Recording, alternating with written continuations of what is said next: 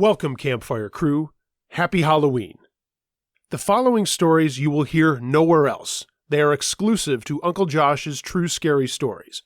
Thanks to all of you who submitted your scary Halloween stories.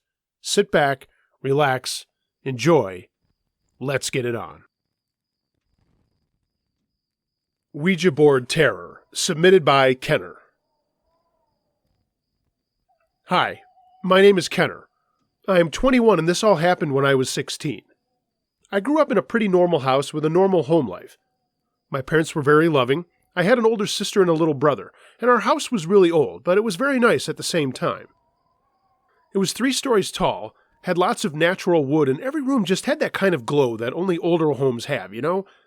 Maybe I'm being silly, but it just seemed that way growing up. We all went to church and we prayed at dinner and stuff like that, but we weren't, I guess, what you'd call Bible thumpers. And believe me, there were plenty of those people around. One summer, my cousins from California came out to visit for a couple of weeks.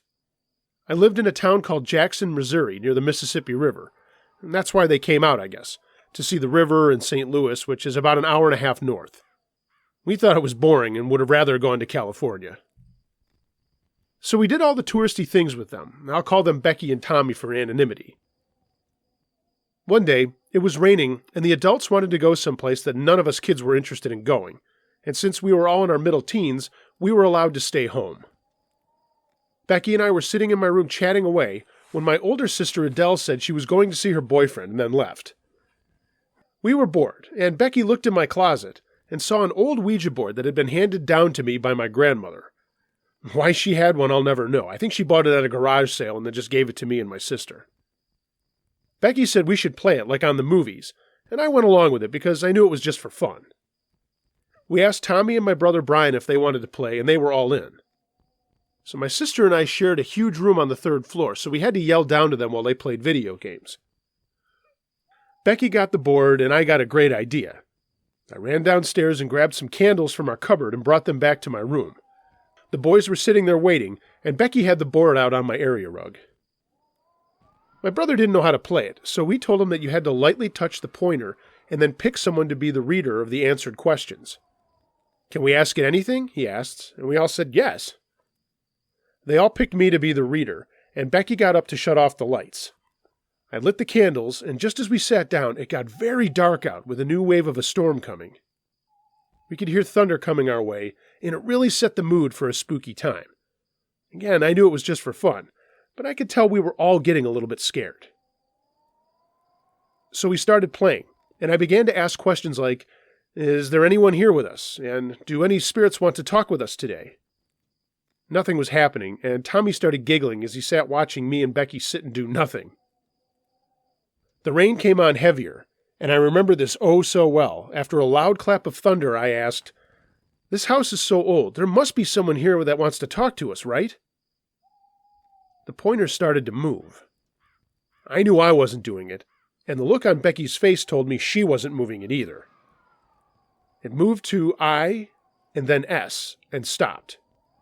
"Is," I said aloud. Whoa. "Ask it something else quick," said my brother. "Are you a man or a woman?" I kid you not. This thing moved again, this time to M.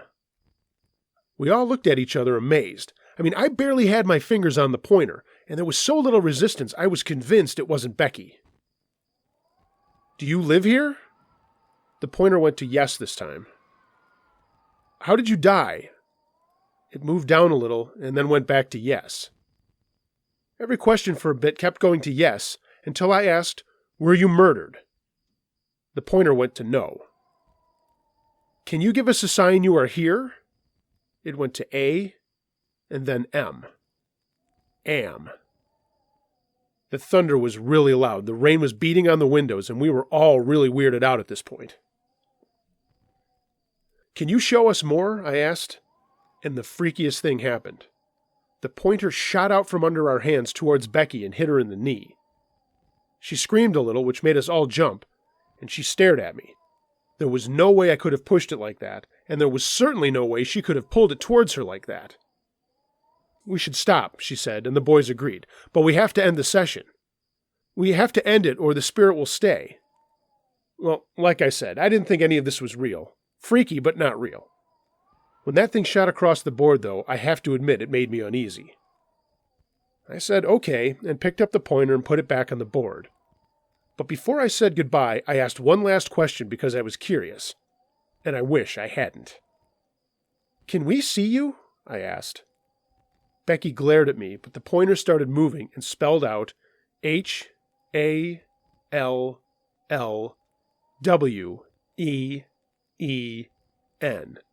and stopped. Missing an O, but I think we all get the gist that it meant Halloween. Becky said enough, and I put the pointer to goodbye and then flipped it over. The storm was still going strong, and everyone just looked at each other. What the hell was that? Was it all just a joke or our subconscious mind making it happen? We were kids, but all of us were old enough to know if someone was joking around. I put the board away and said we should all go downstairs and watch TV or something. I blew out the candles, and we all left my room not saying much. Becky said to all of us on the way downstairs to not tell anyone what we had been doing. My aunt and uncle would have been really mad. She and I went into the kitchen to get some snacks, and I remember her asking all these questions about my house. Was it haunted? Did someone die there? I didn't know, but I told her nothing strange had ever happened, and she shouldn't worry about it. "What does Halloween mean, though?" she asked. And I just shook my head. She looked at me dead in the eyes and said, "I'm worried for you." I was back to my old self, and I told her to let it go. For the rest of the time they were with us, it was just a normal visit, and eventually we all forgot about it. That was until October, when my brother came up to my room where I was studying. He asked me if I was worried, and I said, "About what?" He said, "That ghost or whatever that said Halloween. Do you think something's going to happen?"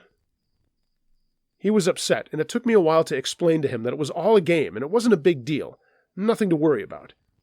He was 13 and a tough kid, but something was bothering him about all of this, and I told him I'd get rid of the board if that would make him feel better. He said it would, and the next day I took it to a local Goodwill and got rid of it. Again, I forgot about it until the night before Halloween, when my cousin called. She was worried too, and I laughed out loud this time. "You guys are crazy," I said. She asked if I was going to a party or anything, and I said no, and she asked if she could Skype with me. My boyfriend would be at a cross-country meet, and I had nothing else going on, so I said sure. I'd Skype her at 10 o'clock my time. The time came, and I set my computer up with my camera and called Becky. She looked worried at first, but I told her to relax and that everything was fine. She calmed down, and we chatted about this and that. And the more we talked, the more we got away from ghosts and spirits, and we're talking about boys and me coming out to visit at Christmas. She wanted to introduce me to all her surfer-skateboarder friends.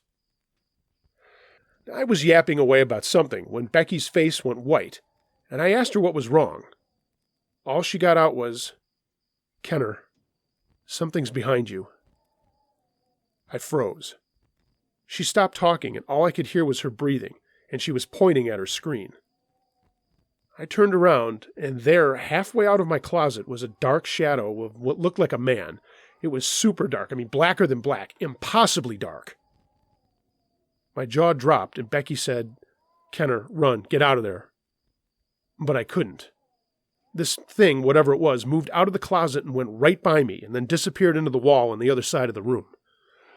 I was beyond terrified, but just sat there rooted with shock. I felt a cold breeze when it went by me, and then suddenly my closet door slammed shut and then rocked back open again. Over and over it slammed. Becky was watching all of this from her Skype line and started crying, saying, Kenner, please, just get out of there." My dresser then slid out from the wall, and all of my drawers opened and fell onto the floor with loud bangs. The closet door was still slamming, and now there was a pounding on my bedroom door. It was my dad wondering what the hell was going on with all the noise. Still, I just sat there frozen as he kept knocking and telling me to unlock the door. There was no lock on the door. It was a newer door, and not like all the other old doors in my house that had the key locks. My dresser slid back against the wall with a loud smash, and my door flew open with my dad and Mom bursting into the room. The closet door stopped slamming, and I was just sitting there on my desk chair with my mouth wide open. My parents took one look at the mess on the floor, and then ran over to me asking if I was okay. I told them what had happened, and my dad looked at me skeptically. until Becky jumped in and said she saw the whole thing unfolding. Then, for one last time, the shadow thing came out of the wall, went right past my mom and dad and back into the closet, and the door slammed shut. Nothing else happened. My parents were as dumbfounded by all of it as me and Becky were. I quit the call with Becky and told my parents all about the Ouija board and the message, and they just stared at me, shaking their heads.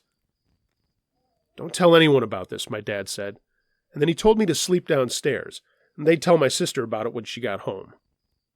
We all left the room, and over the course of the next couple of weeks, my parents did some digging and found out that a couple of people who lived in the house on a plot of land before this house was built had died of cholera in the 1850s.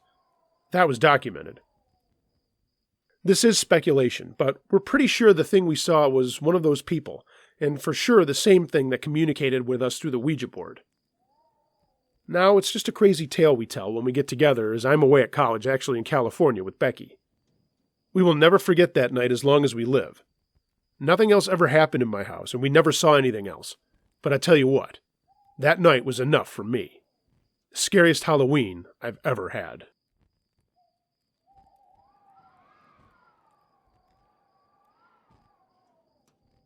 Mrs. Smith's House, submitted by Godscrack. Check this out. When I was a kid, there was a house in my friend's neighborhood that everyone said was haunted.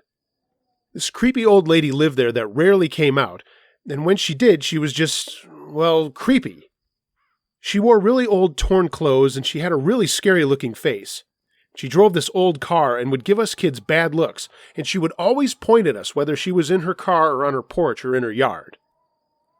We called it giving the hex, and our gang of kids would argue over who she was really pointing at and who she had put the hex on. Some genius older kid made up a story that if you had the hex put on you, she would come into your house at night and put spells on you that would make you leave with her. She'd then take you back to her house and lock you in her basement dungeon. It was all bullshit, but it was enough to be scary, and over time the story would get more and more elaborate to her murdering and eating kids. Anything for a scare, I guess. I do remember her name, but for this I'll call her Mrs. Smith. Anyway, Mrs. Smith had a brother that would come and see her once in a while, but none of us knew anyone else that had been in the house or saw what it looked like. Sometimes we would dare each other to sneak over to the windows at night and try to see in, but although you could see the lights were on, curtains were over all the windows and blocking things. One day my friends and I were bored hanging around playing Atari, and it was pouring rain outside. So we went down into my basement and started telling scary stories. Mrs. Smith, of course, came up, and the conversation turned to Halloween, which was coming up in a couple of weeks. We hatched this plan to somehow sneak into her house to see if the dungeon was real. Mind you, we were all about 12 years old, and we weren't really thinking about how illegal any of that shit is. Step one was to scout out to see if the doors and windows and stuff were locked, especially the cellar doors to the basement. You know, the ones that a lot of people have, like in The Wizard of Oz. You can get right down into the basement from the outside. Come to think of it, no one else I knew in our neighborhood or that neighborhood had doors like that. Odd. To do this, we went over to my friend's street just a couple of blocks away when the rain had stopped, and we were just going to throw the football around in the street and hope that she'd get in her car and drive away to give us some time to check things out. Again, stupid kid logic. We could be out there for hours and she'd never leave. But we were in luck, because after an hour or so, we heard her start her car up and come out of her garage that had no door on it. We got out of the street and no one looked at her, so we couldn't get the hex, but I'm sure she was doing her usual staring and pointing like always. Mrs. Smith turned the corner, and one of my pals punted the ball into her yard back by the cellar doors, and two of us went to get it. Two others went up onto her front porch acting like they were going to ring the bell or something. When I got to the ball, it wasn't far from the cellar doors, and I looked around to see if there was anyone else outside looking at us or whatever, and there wasn't. I stepped over to the doors and gently pulled on a handle, and it came right up. We'd be able to get in. So at this point, I'm sure there's lots of you hearing this right now that are saying, why didn't you just go in then? Well, it was broad daylight, and there were people around, and God knows when she was coming back. I let the door close quietly, and we ran back to the street, and then walked back to my house. Now that we knew the door was open, we had something to go on. The rest of the plan was easy. My friends, E and B I'll call them, would trick-or-treat at her door on Halloween at 9 o'clock sharp, and the second we heard them shout it out, P and me would sneak into the basement to see what we could see. As the day grew closer, we all got caught up in the season where we were talking about our costumes and getting all the candy we could, and to top it all off, we were going to prove this legend false or true once and for all. On Halloween night, we all got together at P's house in our costume and got things rolling. Back then, trick-or-treating didn't start until it got dark. It's not like now where all the kids are out in broad friggin' daylight and have to be in when it gets dark. Back then, no one cared. And also, no one got hurt. It made everything so much scarier and fun. Life for kids now is kind of lame. So we can see Mrs. Smith's house from P's driveway, and we thought we'd go around the neighborhood counterclockwise and hit her house as one of the last and hope that most people would be done trick-or-treating by that time. We saw that her brother's car was parked in the driveway and all thought, oh crap, we're not going to be able to pull this off after all. E said he never stayed long and that we should just go have fun and then see what we could see. Outside of getting chased around by some older kids trying to steal our candy sacks, it was just like every other trick-or-treating I had ever gone on. No parents unless they were really little kids, and no rules, and we were on the brink of something special. As we walked up the street back to P's house, we saw that Mrs. Smith's brother's car wasn't there anymore, and we waited for some other kids to pass by us while we sat under a streetlight. When it looked like we were the last ones out, we went for it. We snuck back to the cellar doors and noticed through the dirt-covered windows that there was a light on in the basement. We tried to peek through, but they were so covered with dirt and grass, it made it impossible to see in. We sat by the doors in anticipation, waiting to hear the scream of trick-or-treat from the front of the house. I remembered to wrap my hand in my costume so I didn't leave any fingerprints on the door. I picked that up from Scooby-Doo or the Hardy Boys or whatever. We heard the yell and made our move, and we were both scared you-know-what less. And as we went down the steps to another door, we didn't bother to check earlier if it would open. But it did. We stepped in, and at the far end of the room, around some boxes and other garbage, we could see a light. P wouldn't go any further, saying, "Okay, there's no dungeon, let's go." But for some reason, I went further. I peered around an old workbench, and there she was, Mrs. Smith, hanging from a rafter, swinging back and forth slowly. This wasn't a joke. This wasn't a Halloween prank, but part of me thought maybe she knew we were going to do this all along. And then reality sank back in. That was not it. I was looking at a dead woman hanging in her own house. Backing up quick, P had already gone back up the steps, and I told him what I had seen. We ran out to the street and told the other guys, and they said I was lying and I was just trying to scare them. But then they saw how much I was shaking, and it was really sinking in now. Everyone said I should tell my stepmom, but I knew I would get killed.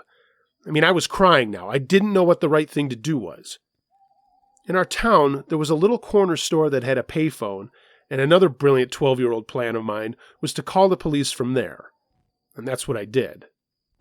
I threw in a dime, called the police station, and told them that Mrs. Smith was hanging in her basement and that this wasn't a joke. I hung up, and we all ran back to our houses with our candy, but I didn't want any of mine. I was scared and my parents knew it, but I just told them about the bigger kids that had chased us around and went to my room. The next day it was all over town. Mrs. Smith was dead, and it didn't look like suicide. Her hands were behind her back with a bungee cord, and it took about a week before the police figured out it was her brother who killed her that afternoon, after they had an argument about money.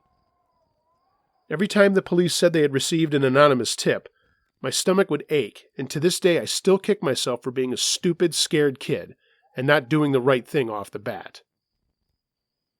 Anyhow, the house was in terrible shape, and some guy bought it and knocked it down a couple of years later and built a new place. I've never told anyone about this, and I don't think my friends who are all grown now too have either. Maybe their wives, but that's probably about it. My wife is the only one who knows this, as I have never told my dad, mom, or stepmom, or anybody else. That's it. Thanks for reading this. Happy Halloween, everyone.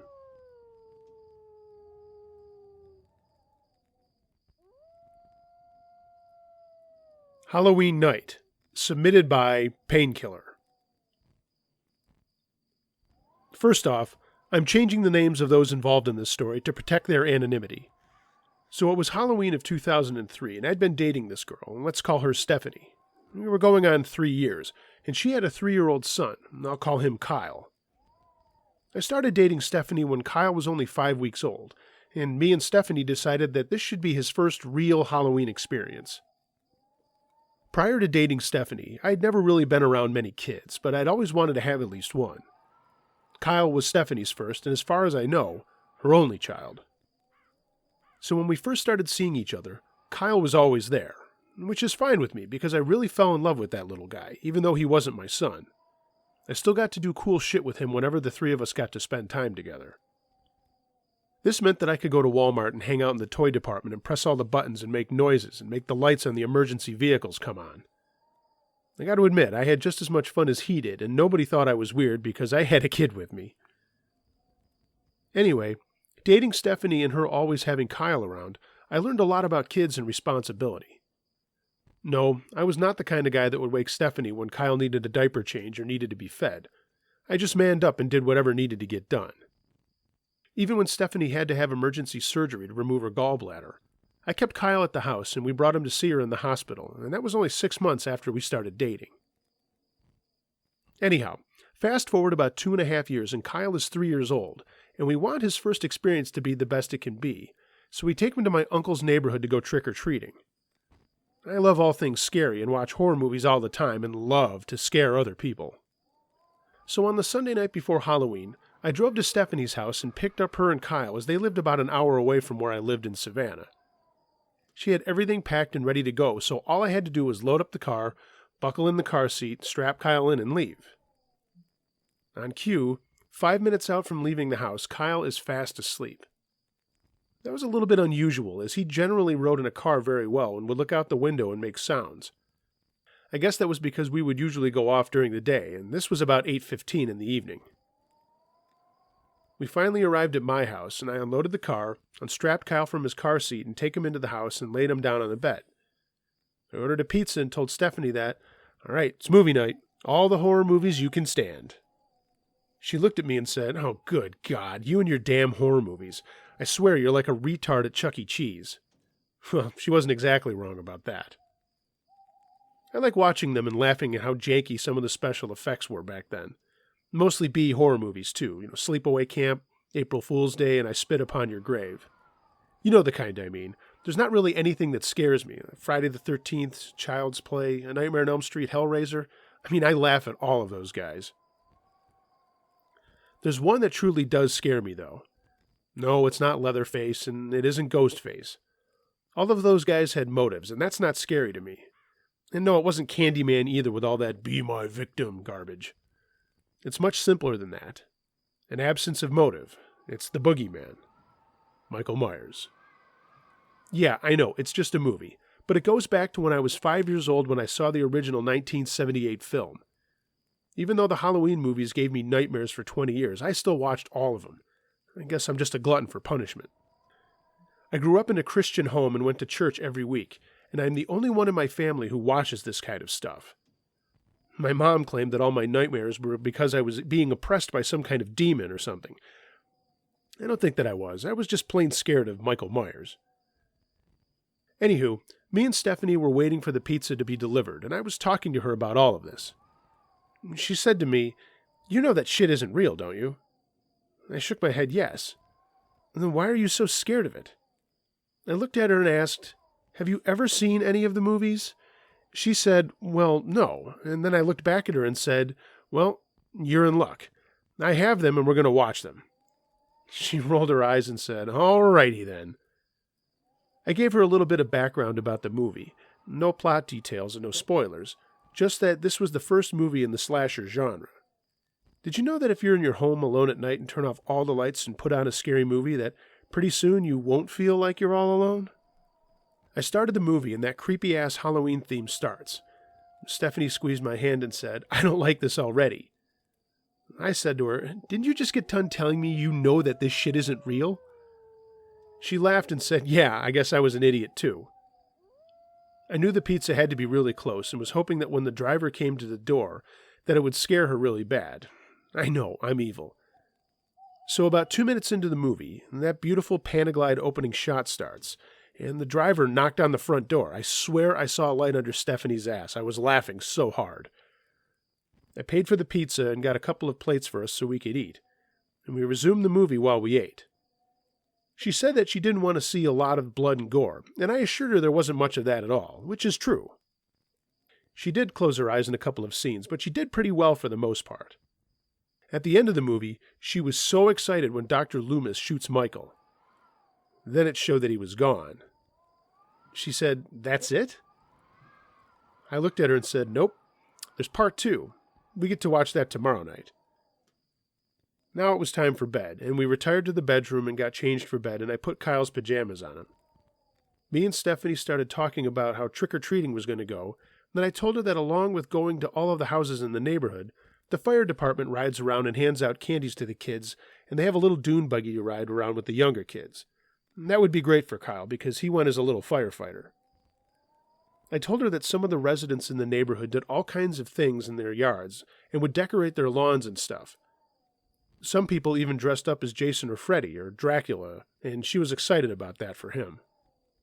Then I told her that sometimes the people who dress up sometimes also wander the neighborhood and scare other neighbors or older kids, but they usually don't do things like that with really young kids under 10.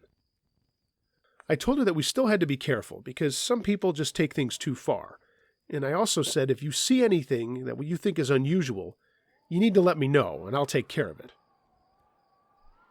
Halloween night arrives and it's about 7:30 and we get to my uncle's neighborhood. I park my car at his house and we set out. I told Stephanie, "Remember, if you see something off or anyone trying to follow us, let me know immediately. If something happens, there's $1,000 cash in the glove box, and you can use that to get me out of trouble."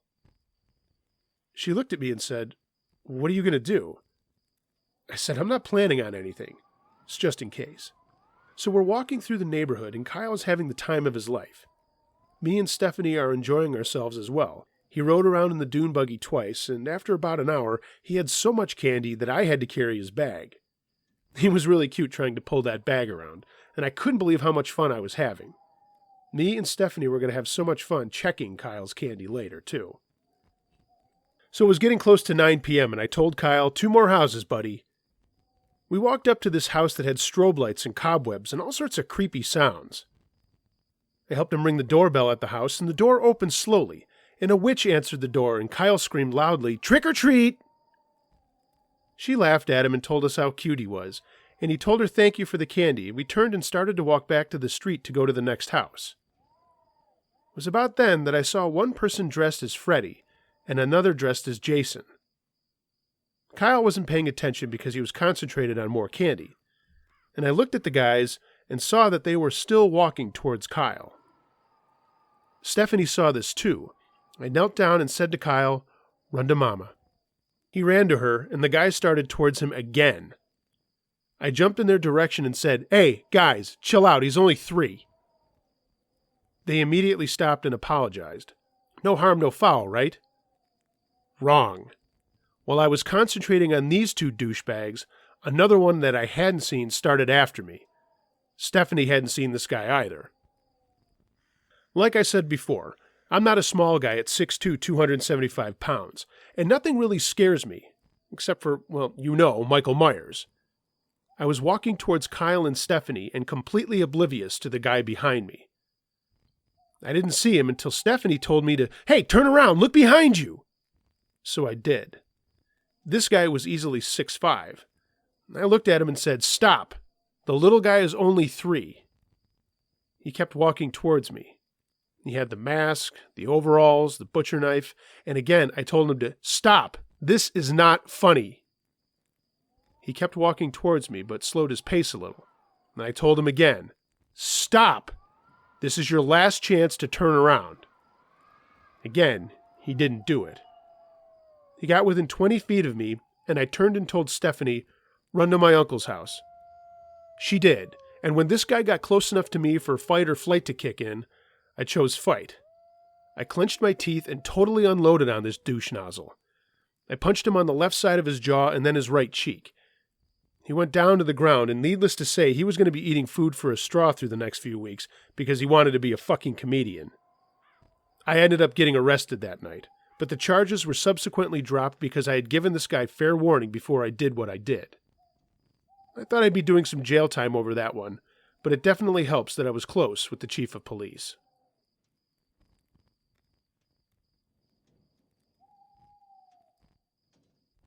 The Guy at the Game, submitted by Robin. This goes back to when I was in college in the late 80s. I was studying English and found out that one of my profs was also an advisor for a group of people that played board games.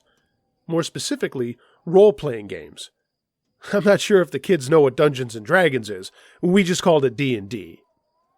There's some backstory here so you get a better idea of what was going on. I was in his office one day talking about a grade on a paper I was trying to get changed, and despite my pleas, my B wasn't going anywhere. So our conversation drifted to other things, and I noticed these little figurines on his shelf and asked him what they were. He told me they were for his Dungeons & Dragons game he held twice a month, and explained all about the characters you could be and the gist of the game. Killing monsters, getting treasures, and just living out the life of whoever you wanted to be. He asked if I wanted to give it a shot sometime, and I thought, what the heck, it could be fun. The next game was in a couple of days in a campus room, and he told me that we could bring food and beverages, but to be discreet if I wanted to bring something on the harder side of soda pop. By the way, I'm a female and was 20 at the time. I'm on the short side, but was and am still very athletic. I actually went to this school on a partial scholarship, but an injury ended my soccer career. I was nervous about going to this game by myself, so I asked a friend if she would go with me, and Jess said she would, and if it was fun, she'd ask her boyfriend. I had just broken up with mine and would have asked him first, but Jess was awesome to go with me anyway. So we put a small bottle of Rumpelmann's schnapps in a bag and 2 small glasses, and off we went to this crazy game for some fun. Honestly, people think it's nerdy, but it was kind of fun. There was a small group of about 5 people there, and they were all different and all very nice. It wasn't the stigma of a bunch of dorks sitting in their mom's basement rolling dice. And there were 2 jocks that played football, Matt and Jason, a theater major girl, Trina, a campus radio guy named Josh. Was it you, Uncle Josh? And then there was Bob, a philosophy major. After we were introduced, we had to pick characters and make up names and attributes with the other people that are helping us. I remember I wanted to be a wizard or a mage, I forget what they called it. And Jess was encouraged to be a thief, as the party needed one. The last guy had been killed in a campaign and wasn't there that night. We were told he was really mad at everyone about getting killed, and he said he wasn't going to play anymore. A lot more on him to come. It was difficult at first getting into the game, but like I said, honestly, it was fun. My prof was a good storyteller, and I think it was taking it easy on me and Jess so we wouldn't get discouraged. We had a couple of drinks of the Rumpelmann's and were really enjoying ourselves. And when the night was over, I remembered I had helped to kill some orcs or something, and everyone told us we did a great job and that they would hope we would come back. We did. We even got Jess's boyfriend to try it, but it ended up conflicting with another group he was in. But even he had fun at the time that he went. About 2 weeks later, it was now October, a little before Halloween, and the guy that left the group came back wanting to start as a new character. No one cared and was cool to him, and he was brought into the game as a guy that stumbled into our camp. He was a fighter in the game, but his name in real life, I'll never forget, was Colin. Colin was nice, but kind of weird. Right off the bat, he took to staring at me and then looking away when I looked over at him. He was good looking, but just fidgety, if that's a word. I did notice that he would blow up over the smallest things, and frankly was more than irate more than once. I later found out that he lost his cool all the time, and there was even talk about not letting him come back into the game after his repeated outbursts and threats. Anyway, after the first session with him, I heard him asking about me as Jess and I left to go home. We had a round in the next week and a half or so, and this time everyone brought some bottled cheer, and we were all more than a little drunk and laughing as we played, and even serious situations were met with decisions that were funny and made us all crack up. Lots of, I don't know, magic missile these assholes, and stuff like that. After the game, as we wrapped up, Colin came over to me and asked me if I lived in town or was on campus. I told him I actually lived about an hour and a half away permanently, but I lived in a house with 3 roommates here. He also lived in town, and we walked out of the campus center talking about school life, and he included Jess in on everything, too. He really seemed nice. He then said he was changing his major to English, and he said we might be in some classes together, and I said fine.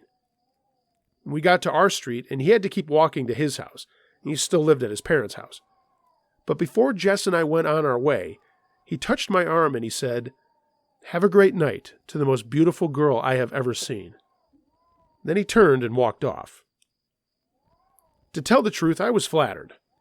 I'm by no means an ugly duckling, but my boyfriends were always mostly athletic guys who never took time out to say things like that. Jess teased me about it all the way home, and I finally told her to just shut up. This was the start of a terrible time in my life, however. Our next session was a couple of days before Halloween, and we all agreed it would be fun to dress up as our characters and make another party of it. I always look back and am surprised that the prof let us do what we did, as most of us were not 21, and we certainly shouldn't have been drinking in the campus center building. I was already going as a sexy witch for the real Halloween. Yeah, I know, those costumes are terrible. So, for that night, I wore a friend's old graduation gown with my witch hat and a large stick I found in my backyard that I used as a staff. Jess wore some ripped pants and a loose pirate-like shirt and borrowed a belt and her boyfriend's hunting knife on it. Looking back, this was probably a no-no on campus as well. But oh well. I'm glad that she had it as part of her costume, though. We all got to the game and started looking at everyone's costumes and either laughing or complimenting everyone and getting ready for the game. In comes Colin wearing literally a Conan outfit, and frankly, I was taken aback at how good of shape he was in. He usually wore really baggy clothes, but the guy was in really good shape. I mean, ripped, as they say. Even the 2 jocks were all, "Dude, what are you, a gym rat when you're not here?" We all burst out laughing and got some drinks and then got on with the game. Again, all through it, Colin kept staring at me as we played, and even Jess mentioned it to me during a break. After the game, we were getting ready to head out, and we were talking about what we were all going to do for Halloween. I'd been asked by a guy in a fraternity if I wanted to go to his house's party, and then hit the bars afterwards. One of the football players, Jason, was in the frat too, and Josh was actually going to DJ the party and then go to his job as a DJ at a bar downtown. Small world, right? I wonder if he still has all those 80s records that I knew he played. Anyway, I digress. Jess and I headed out, and Colin came along again, but thankfully he put on sweats. Not that he wasn't a sight to see, but I could tell he was shy, and I also didn't want to be seen walking around with Conan the Barbarian. He kept asking about the party I was going to over and over, and I got the impression he was trying to see if I would ask him to go or how to go. Jason overheard us as he hustled by and said, "Hey, come one, come all, dude." Okay, I wasn't totally creeped out by this guy, but it was odd that he was always staring and now wanted to go to a party I was going to. Nothing else happened on the walk, but that night I woke up from a sound sleep to our house doorbell ringing. My roommate Annie got up and went to the door and opened it. I heard her close it and then go back to bed, so I figured it was nothing. The next morning before I left for class, I saw a dozen black roses in a black vase. And there was a piece of paper on it that said, "For my witch." Mind you, the roses weren't really black. They had just been spray painted or something. I thought, who else knows I'm dressing up as a witch for Halloween? I mean, only the people at D&D knew that. I called Jess right then and there and stood on the house phone. Remember those things, the long-ass cord that got tangled up all the time? By now, 2 of my roommates, Annie and Corey, came down and stood there with me. I told Jess all about it, and she and I both thought it was Colin, and now it was getting a little creepy. I mean, how did he know where I lived if it was him? I had to run to class, but the girls all wanted to get together for dinner that night and talk this over. We did, but when I got home first, my other roommate Lisa said, "Hey Robin, there's a message on the machine for you." I played it back. "Hey Robin, it's Colin. I just wanted to say I can't wait to see you at the party tomorrow night." "Well, see you then, I guess." Okay, so this guy has a little thing for me. That's fine. And truth be told, if he wasn't so squirrely and awkward and didn't have his little outbursts, I really would have gone on a date with him. But as my house sat down to spaghetti, Jess looked at me and said, "How does he know your phone number?" I never thought of that. I mean, the phone wasn't even in my name. It was in Corey's name. This was getting weird. I had an exam the next day, and after dinner went to my room to study. It was the only thing I had to do before the party the next night, and I remember falling asleep with a book on my lap and waking up with all the lights still on. I turned them off and got into bed, and a few minutes later heard something outside. My room was at the front of the house, and a window overlooked the front yard, and there was a roof over the front door right next to it. I went to the window and then screamed. There was a figure crouching there, dressed all in black. It jumped a little bit too, and then he jumped to the ground and started running away. By now, the girls were in my room with the lights on, and I told them what happened, and Annie called the police. They came over and looked around, but didn't find anything other than footprints in the wet grass. But one guy pointed out that there were 2 smudges on the outside of the window glass where someone had obviously been looking in on me, leaning on it. I mentioned Colin to them, but they said there wasn't enough to go find him if I couldn't be 100% sure it was him. I slept in Annie's room that night, and so did Lisa. Fast forward to the party, and I was a little on edge about all of this stuff. I told the guy who asked me there, Bill, and then I told Jason too. I didn't mention Colin at all, just what had happened, and pretty soon everyone there at the party was talking about it, and I didn't mention Colin at all, just what had happened. Pretty soon, everyone there was talking about it, and in came Colin in a wizard costume. I mean, really. He walked over to me and said we matched well, and then went to get a beer. Bill didn't take that very well, but Jason and the other brothers told him to relax, and they didn't want a fight breaking out and then maybe having the cops show up and shutting everything down.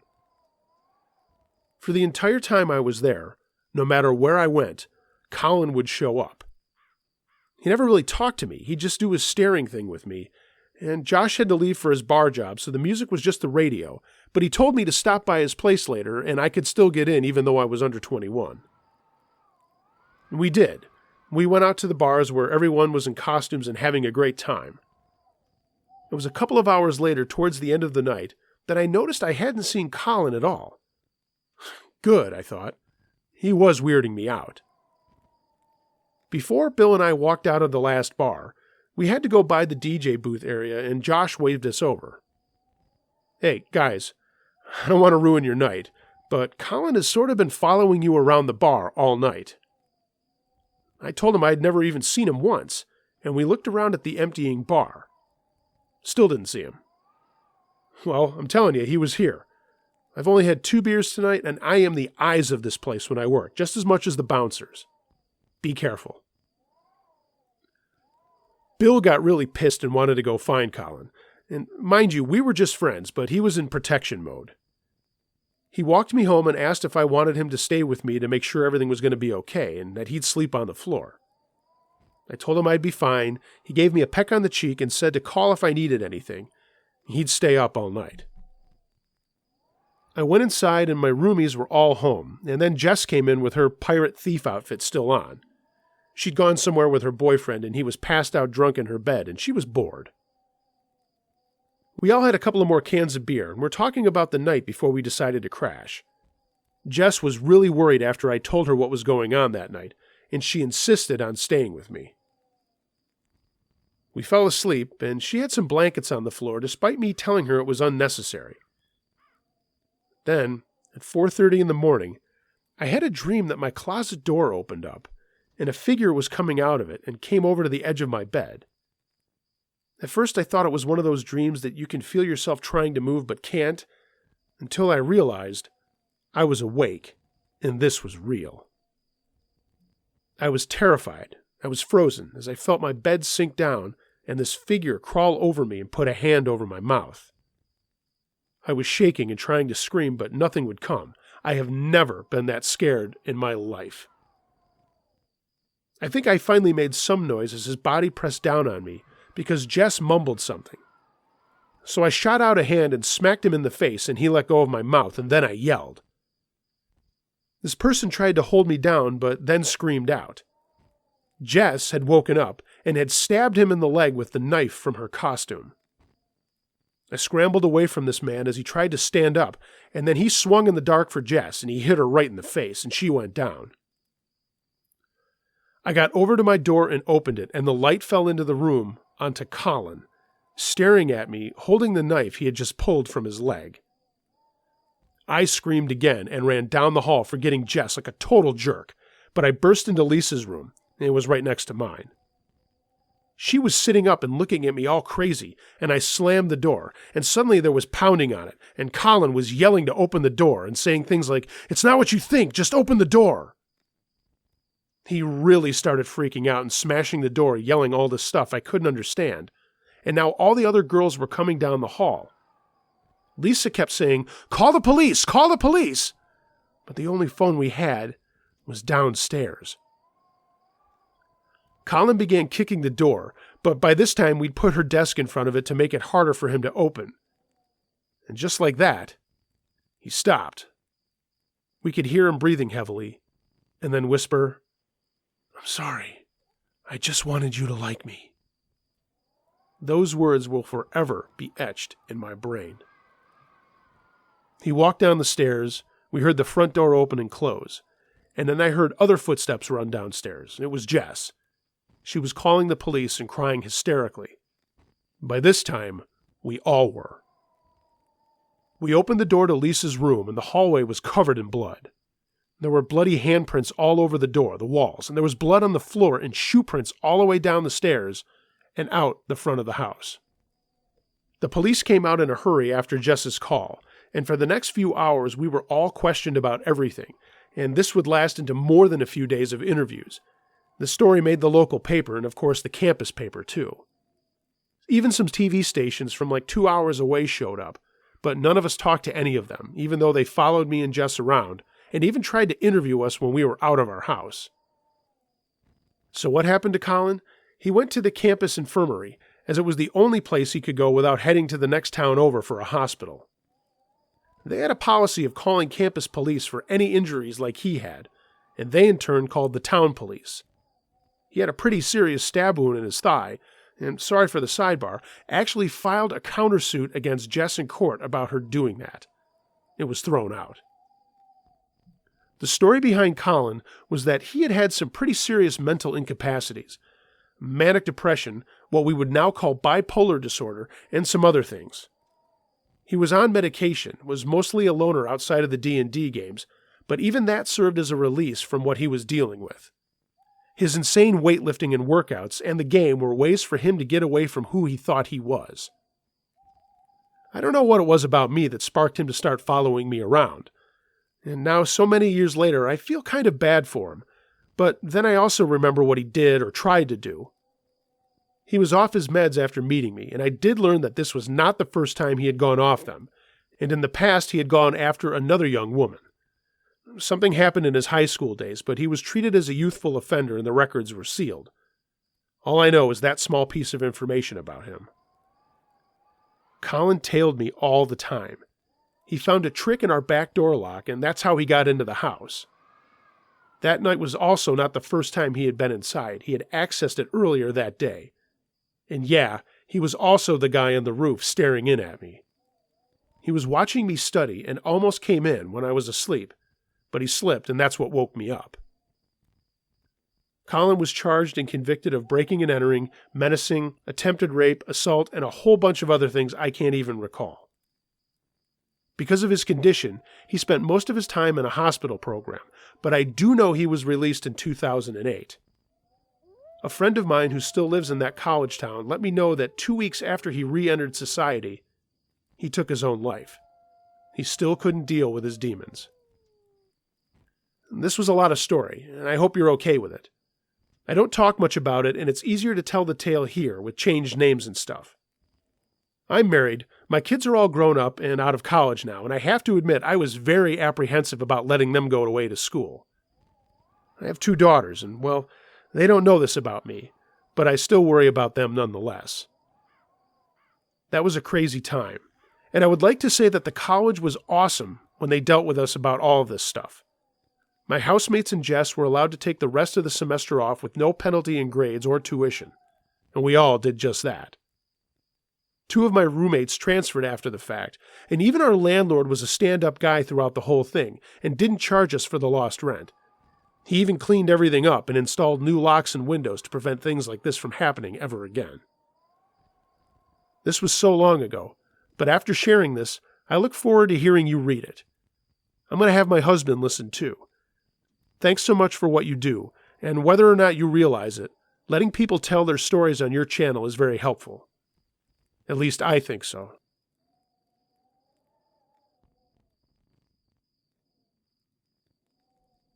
The Thing at the Station, submitted by Lucas.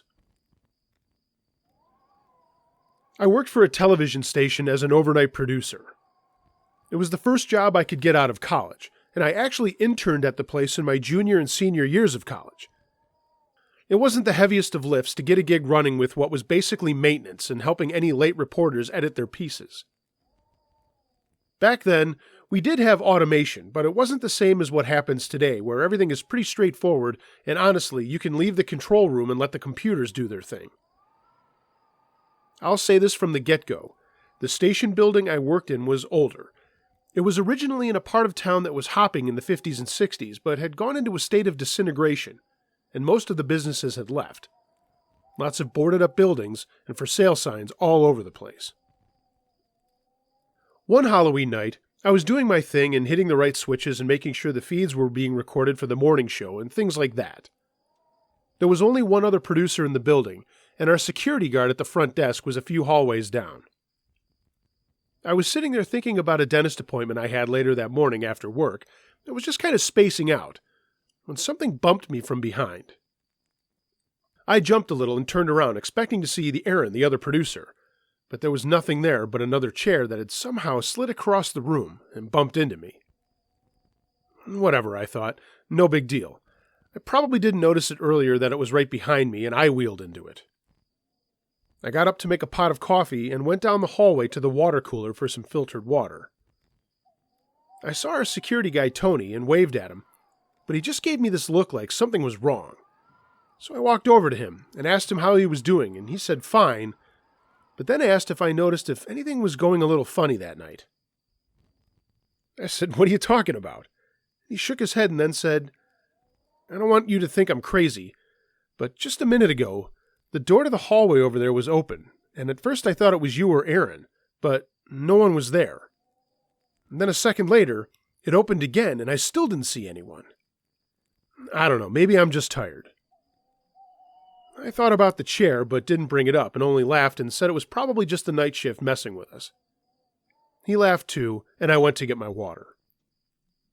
I made my coffee, went back into the control room that I always kept dark. The only glow was coming from the monitors and the board with its colored lights, and it took a second, but I noticed that both of the chairs I was just recently sitting in were now in the far corner of the room, and no one else was there. The control room wasn't that big, so it's not a huge deal, but there's light industrial carpet on the floor, and it wouldn't be easy for something to just roll around like it was on terrazzo or concrete like the studio camera rigs. Again, I chalked it up to me pushing them aside when I left, just pulled up my chair back, and sat down with a cup of joe. Aaron came in a little later, also with a puzzled face. I asked him what was up, and he said he'd just come back from the shack, and there was some weird things going on out there. The shack was a little building behind our main building, and it had feeds from hundreds of stations, both radio and TV, coming in from our dishes, and we used them to get sound and actualities for the news teams. "What's wrong?" I asked. He said that at first he thought he was crazy, but all of the analog dials started spinning really fast, like someone with superhuman speed was flipping the channels, and then it just stopped, and reversed itself. "What did you do?" I asked. And he told me he just put the feeds on their proper channels for what we needed and then ran back into the main building. I told him to grab a cup of coffee and hang out in the control room with me for a quick break, and he did. And when he got back, he burst into the room and said, "Get out here. You need to see this." I got up and went out of the control room door, and he pointed up and down the hallway. Both doors at either end were opening and closing on their own. There was no one there. The lights at the far end that led to another hallway that housed some small production rooms and the entrance to the main studio were flicking on and off at rapid speed, so I told Aaron to go get Tony, and he said, "No way, I'm not leaving." "Just fucking do it," I said. "I'm going down there. If this is a joke, we'll catch who's behind it." So I head down to this door that's opening and closing on its own, thinking, someone's got to be playing an elaborate prank on us. But before I can even get to it, Christy, an overnight reporter, came flying through the door and almost knocked me over. She was really upset and just said, "Something's going on back there. Something very wrong is going on back there." The door stopped moving, and I turned to see Aaron and Tony running towards us from the other end of the hallway. We all went back to the control room and stood there talking about what the fuck was going on. Christy said her VTR started acting weird and actually began to spit tape back at her, which was odd as the flap to the door for the VTR was only supposed to push inward. Trying to be the hero, I said I'd go look at it, and I did, and I found a bunch of tape jammed in the VTR like someone had reached in while it was running and then tried to pull everything out. Tony was right behind me and said that maybe we should call the police. He was going to run a sweep of the building first and then assess the situation, and I said okay, but if anything else happened, I was calling the news director to let him know what was going on. By now it was like 2 a.m. Christy, Aaron, and I were standing in the control room with the door open when we heard a loud banging coming from down the hall toward the production rooms. Then a scream broke out, and something came roaring up the hallway, past the control room, and out the other door into the lobby. I jumped over to the doorway and looked up to see the door closing, and the control room phone rang, and it was Tony. He said no one else was inside or outside of the building, and I told him what we had just heard and seen. I hung up and went into the hallway, and the door to the lobby opened again. There was the same loud bang, and the scream came rocketing toward me and went right past me, or more to the point, through me. It wasn't like what everyone always says when they feel that a ghost has gone by them. It wasn't a cold wind. It was warm and felt wet, if that makes sense. I wasn't physically wet from it. It just felt that way, like a steam room. I'm sorry, it's really hard to describe. The scream had blasted through my eardrums, though, and they hurt for hours after it went by me. I turned to Christy and Aaron looking at me wide-eyed, and Aaron said, "Did you see that?" And I said, "See what?" He said there was like this wave-like mist or something that went right by me with the scream, but I never saw any of that. I just felt that warm feeling. "Fuck it," I said, "I'm calling Ray." I called our news director, who was none too happy to answer the phone that early, if it wasn't a breaking news story. But he laughed when I told him what was going on and said he'd be over in a bit anyway. 20 minutes later, he was there with us, and not another thing happened. He was a great guy, but I could tell he didn't believe us, that we saw and heard what we did. And nothing else ever happened as far as I know, and I worked there for another 2 years. Nothing like that ever came up. Well, that's not totally true. Our female morning anchor left 2 days after that Halloween experience with no explanation, other than that she had to take a different job at a station in another state. That was and still is odd in media circles, to leave without notice. But that's what she did. She just up and left. Who knows? I'm still in contact with Christy and Aaron, who have gone on to great careers in television. And every Halloween, we send each other notes on LinkedIn or Facebook laughing about that terrifying night. We can laugh about it now, but we sure weren't laughing when it happened.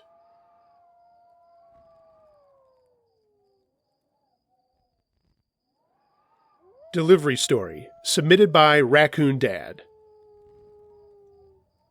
When I was in my senior year of high school, I worked as a pizza delivery guy in a suburb of Pittsburgh, Pennsylvania.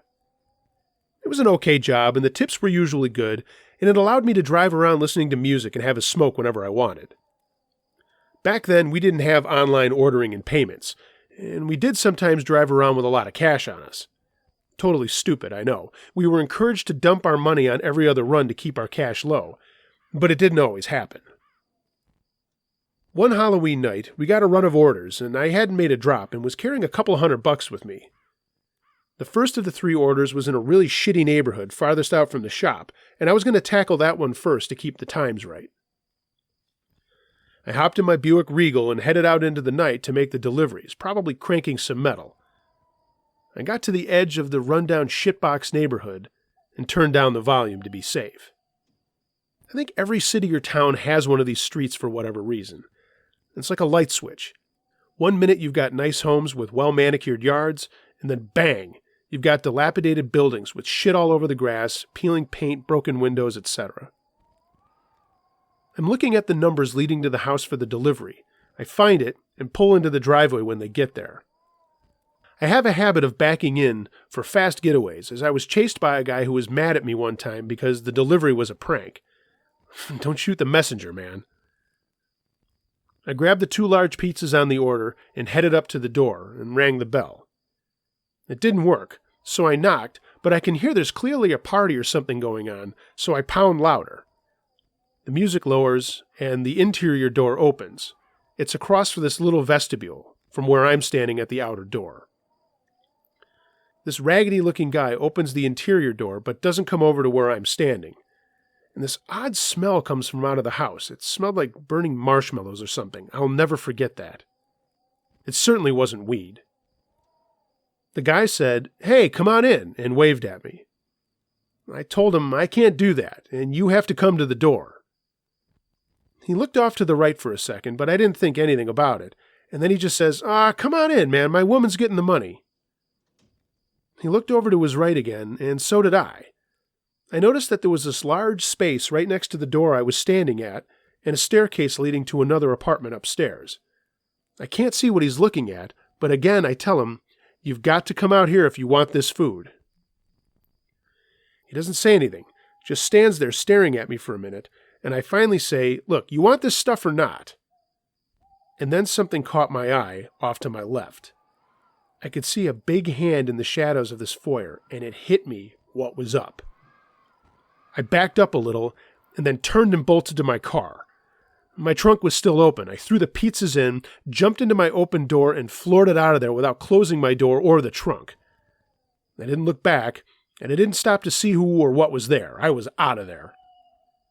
Shaking like a leaf, I did the other 2 deliveries and then went back to the shop. I dropped my cash, told my boss what had happened, and all he did was say that we weren't delivering to that street anymore. Someone else in a different shop had been attacked a couple of weeks prior, and he had heard about it from that owner of the shop, but didn't tell us. He never did call the cops either, but then again, what could they actually do? So we did stop delivering there. I graduated and went away to college, and was never a pizza delivery guy again. To those guys, if you're still alive, hope you have a happy Halloween, you freaks.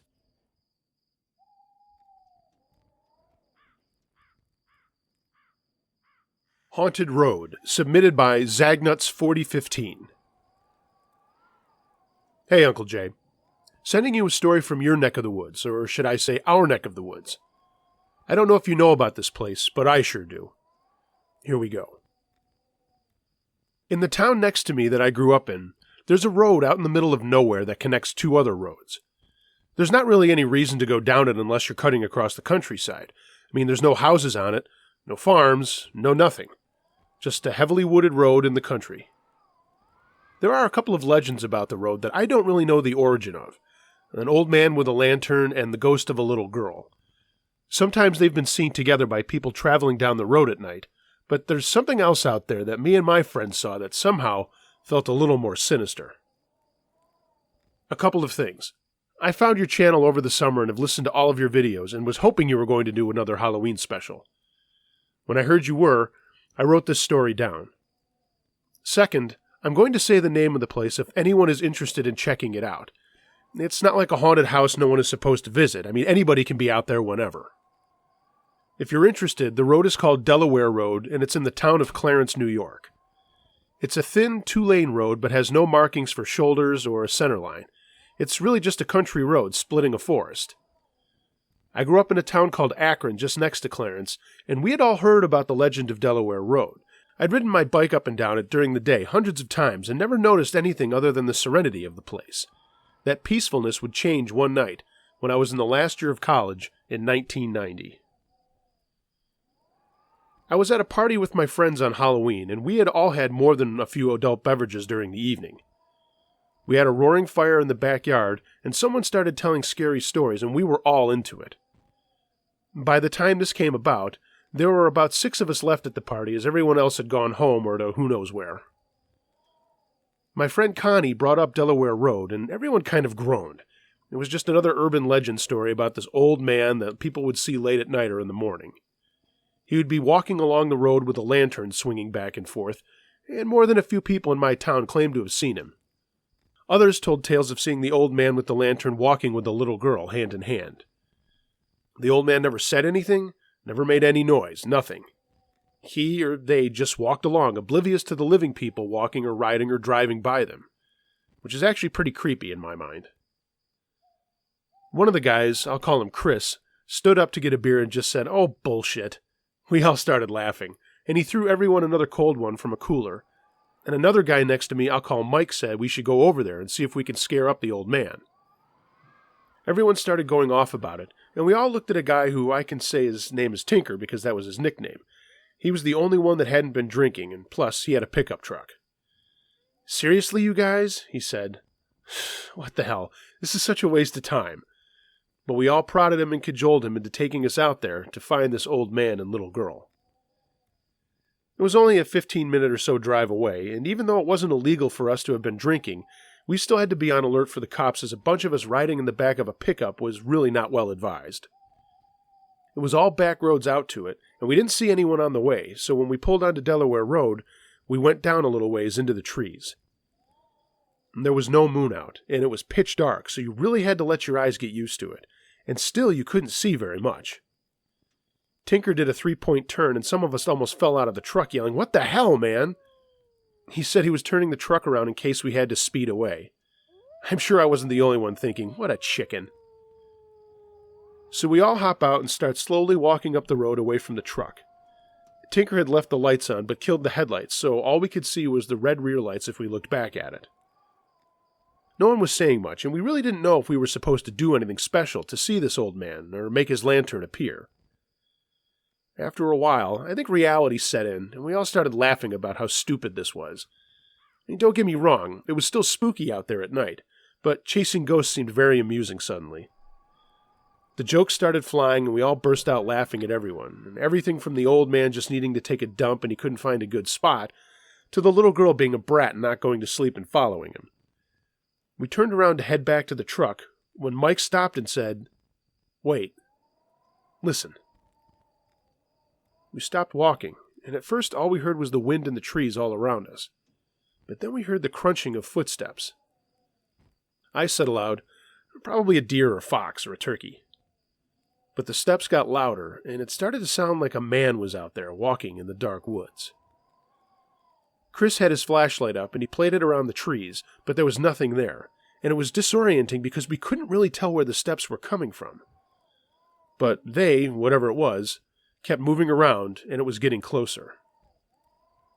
Then, cutting the silence was a low, low growl, like a big dog, or even like a jungle cat. I'll never forget how low and bass-like it was. We all froze in place before deciding it was time to leave. Tinker just said, "I've never heard anything like that before, you guys." We agreed, and just as we started to move, there was a crashing of trees behind us and what sounded like 2 slaps on the pavement, like 2 porterhouse steaks were dropped flat on the road. We all turned, and Chris brought up his flashlight, and what we saw will forever be burned into our minds. There was this thing standing there looking at us. It was like a cross between a dog and a deer, but it was standing on 2 legs. I mean, its face looked like a dog with the long muzzle, and I couldn't see a tail, but the body was deer-like with that short fur and all. It made another growl, and for a split second, we all just stared at it before losing our shit and yelling and screaming before turning and running back to the truck. We must have set records getting back to it. jumping in, and Tinker flooring it, almost dumping some of us out again. I looked back into the darkness, but nothing was following us, at least nothing that I could see. We hit the crossroad and tore ass out of there until Tinker finally slowed down a bit when he saw a car coming up from behind us. We were all in the back just babbling, "What the fuck was that? Did we really just see that?" The car behind us got really close, and we saw pretty fast that it was a trooper, and he lit us up. As he got out of his car and came over to us, we all started yelling to him all at once what we had just seen, and he just looked at us and told us to shut up for a minute. He checked out Tinker's license and insurance and registration and determined that he hadn't been drinking, and we didn't lie that the rest of us had been. He ID'd all of us and listened to our story with skeptical eyes and ears, and just shook his head. He told us to wait right there, and he drove off back towards Delaware Road. About 10 minutes later, he came back and said there was nothing there, and it was likely something that came from the bottles we had been drinking. He gave Tinker a ticket for having us in the truck bed, but let us go home and followed us to make sure we went straight there. When we pulled back into the house, we all went inside for a couple of more beers and kept talking about it over and over. What the hell was that thing? It wasn't a hallucination. I mean, we saw something as best as I already described, and all of us saw it, not just one or two. It wasn't until years later that I found a lot more about Delaware Road through the miracle of the internet. I found that other people have also reported a strange dog-like creature running around out there. I don't live in that area anymore, but I have been back lots of times to see family and friends. I've been up and down Delaware Road in the night and in the day, but I never saw that thing again.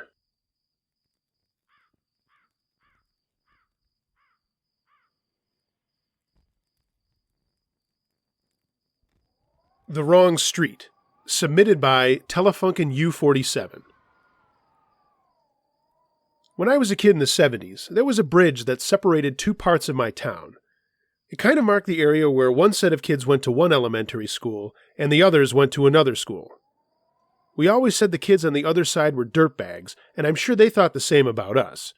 And this was stupid because my cousins lived over there and I knew it wasn't true. Yeah, kids are stupid.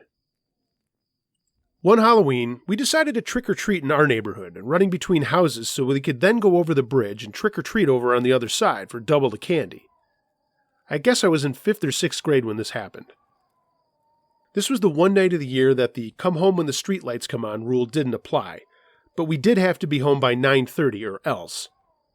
My dad made me wear this watch to keep track of the time. Yeah, I was a super scary wolf man sporting a Timex on my wrist.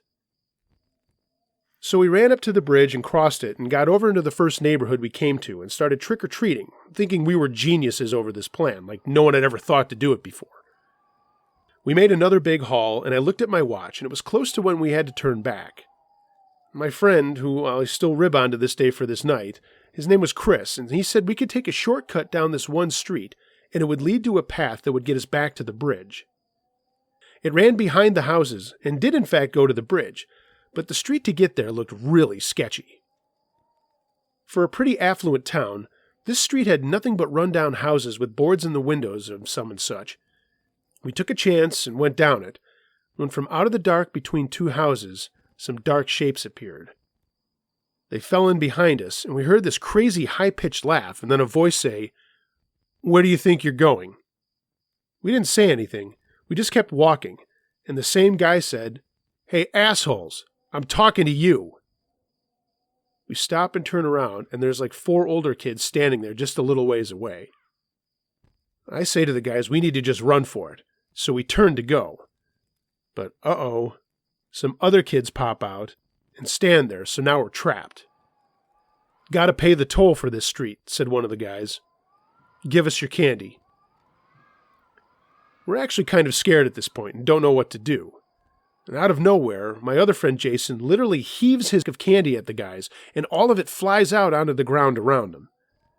They started scrambling around for it, and we all started running past them before they knew what was happening. They all started chasing us, yelling that they were going to get us and whatnot, but we just kept going. Like an idiot in a bad movie, I tripped when we got to the path and fell down and rolled over into the high grass as my friends took off, and the older guys kept up the chase. Thankfully, they ran right past me. I waited there in the grass for like 10 minutes to see if they would come back, and then suddenly someone grabbed my foot and pulled me back onto the path. It was one of the guys. "Still gotta pay that toll, punk," he said, and I could see he was holding a little pocket knife. I almost shit my costume. I sat there, reached into my bag, and handed him a fistful of candy.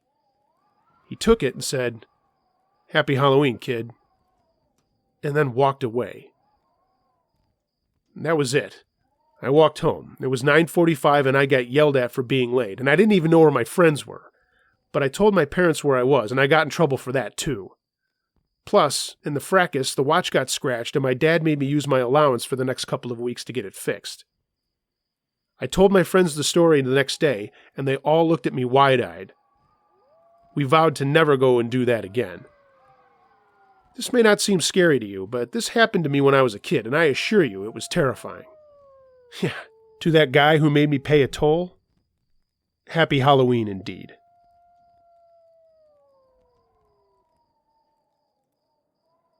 Unwanted Visitor, submitted by Say Geronimo. This happened to me on Halloween night in 1995. I was living at home and commuting to college. My parents were out of town, and because we had a lot of family friends in the neighborhood that had little kids, they asked me to stay home and pass out candy. I said no problem. My girlfriend came over, and we were going to watch some scary movies and hand out the goods. Everyone loved our house because we gave out full-size candy bars. In the early evening, it was pretty steady, and the kids had some pretty cool costumes. And some of the dads were out with them, and I ran cans of beer out for them to enjoy, and it was a pretty enjoyable evening. Things died down, and some older kids came by at 9 or so, and normally I'd tease them about being out still doing this, but I figured I'd dump the last of the candy and then shut off the lights. And that's what I did. My girlfriend and I settled in to watch this movie called Death Machine. I don't remember if it was any good, but it must have been so-so because I always remember the stinkers and the great ones. Suddenly, there was a bunch of yelling coming from outside, and I got up to see what all the fuss was about. When I opened the door, a young guy was running up the street towards my house with a bunch of other guys yelling at him and chasing him down. They all ran by so quick, I couldn't see what they looked like, and it was obviously dark out. The noises died down, and I couldn't decide whether it was just some kids fucking around or something serious. I chalked it up to kids messing around and just went back inside. My girlfriend and I got to fooling around, which led to way more fooling around, and then we both fell asleep on the couch next to each other. I woke up an hour later to bright spotlights in the front yard and what I thought were police radios going off. The doorbell rang, and I pulled my clothes on quickly and went to the door. I flicked the lights on, and there was an officer standing there. I opened the door, and he said, "Good evening," and then asked if we had had any disturbances or heard any strange noises throughout the night. I told him about the guys chasing the other guy, but I thought it was just kids. He nodded, and then asked if he could look around in the backyard, and I asked, why? He waited a moment before telling me that they were looking for some people, likely the people I had seen earlier. There had been some vandalism and stuff earlier, and now these guys were being sought out by the cops. I said sure, and he asked that if I heard or saw anything else, to please call the police and let them know. We said goodnight, and I went back into our family room and watched him check around our fence and then shine his light into the woods behind my house. There's a lot of trees and a little creek back there before the next neighborhood pops up. My girlfriend had woken up by now, and she joined me wrapped in an Afghan, and we stood watching until he left. The officer saw us in the window and gave us a wave, and then was gone. We sat down in the family room, and I told her what was going on, and then I got up to get a snack and a couple of beers. We were up for a while longer, but then both fell asleep on the couch. A while later, I remember feeling a cool breeze go through the room, and it woke me up shivering. It was pitch black in the room, and as my eyes adjusted to the dark, I saw that our sliding glass door to the back deck was open. Of course, we hadn't opened it, and I immediately knew something was wrong. I got up and went over to close it, but I flicked the back lights on to see if anyone was out there. There were faint, wet footprints on the deck, and I closed the door and then grabbed the cordless phone that was on the counter. I speed-dialed the police station and explained to the woman who answered what was going on and how the officer asked me to call if there was something strange happening. Then, my girlfriend let out this blood-curdling scream, and I jumped around to see her coming towards me but stopping at the hallway that ran to the front of the house that was between our family room and the kitchen. My eyes shot over to what she was looking at, and I almost dropped the phone. Standing there in the hallway, looking at us blankly, was a guy covered in mud, blood, and soaking wet. The woman on the phone was asking what was going on and if I was okay, and at first I couldn't talk back. I was literally freaking out and couldn't speak. Finally, I yelled into the phone, "Get someone over here, quick! There's some guy in my house!" I told my girlfriend to run over to me, and she shook her head, so I grabbed a butcher knife with my free hand and walked over to her. The guy didn't say anything. He just stood there looking at us. I started talking to him, asking him who he was and what was he doing here.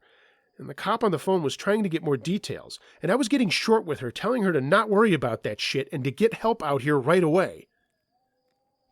I noticed a huge gash on the side of the guy's head, and he continued to just stand there saying nothing. Finally, he just said, "Help me." And that was it. He just stood there staring at nothing. It was about 5 minutes later that we heard sirens and saw lights flashing behind the guy up in the front of the house, through the glass of the front door, and then we heard pounding on the door and the bell ringing. The door was locked, and there was no way I was going to walk by this guy or leave my girlfriend alone with him by going through the dining room around him, so I yelled out for them to come around to the back. They did. I slid the door back open, and like 6 officers came barreling in and started shouting at the guy who didn't respond at all.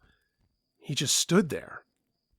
Then 2 of the officers got right up to him and asked him his name before realizing that there was more to this guy than him just coming into our house going on.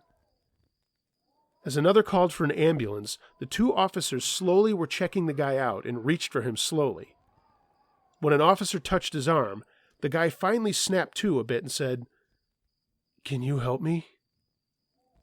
They said yes, and started to lead him to the front door of my house, where they asked if I would open it for them.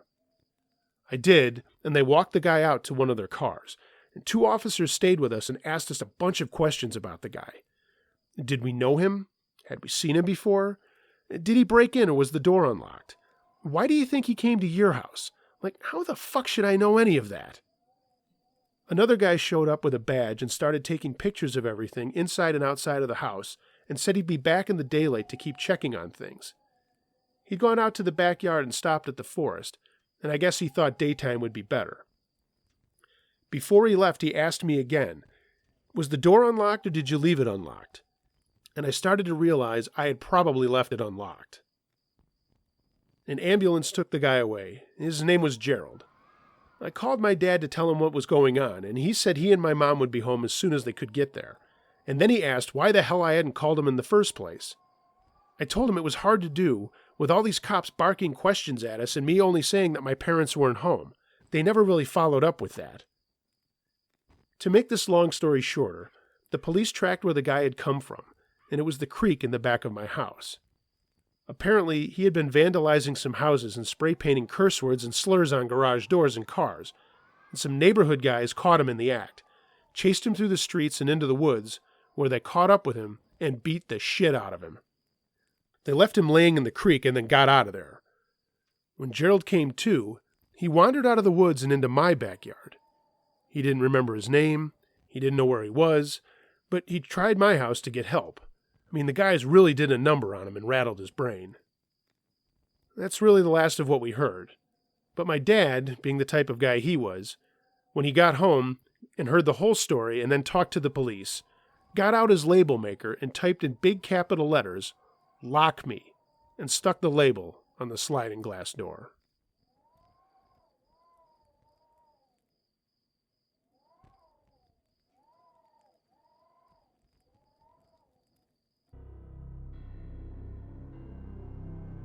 Hey gang, thanks for listening to this Halloween edition of Uncle Josh's True Scary Stories. Please like, share, and comment, and if you aren't a subscriber, hey, why not sign up now? Make sure you do subscribe and click the little bell to make sure that you get notifications for every new upload. Follow me on social media. All of the links to my Instagram, Twitter, and Facebook page are in the description below. And of course, if you've got a scary story, send it to me. I read them all. Uncle Josh, truescarystories@gmail.com. And also, consider becoming a patron of this page. You can find a link to my Patreon page in the description, and for as little as $1 a month, you get access to all of my content early and some other cool perks. Check it out. Everybody, have a happy Halloween. And until next time, be excellent to each other. And remember, be wary of things that go bump in the night. It could be anything. Ghost, a monster, or the guy next door.